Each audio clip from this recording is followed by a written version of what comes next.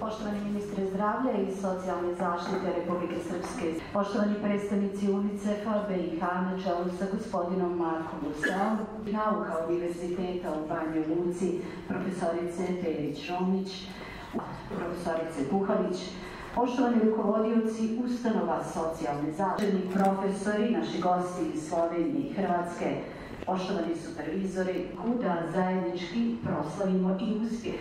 novih edukovanih supervizora u psihosocijalnom rukovodstvu Fakulteta političkih nauka Univerziteta u Banjoj Luci i UNICEF-u koji je prepoznao dimenziju kvaliteta usluga koje se pružaju korisnicima socijalne zaštite i obezbjeđuje pravo.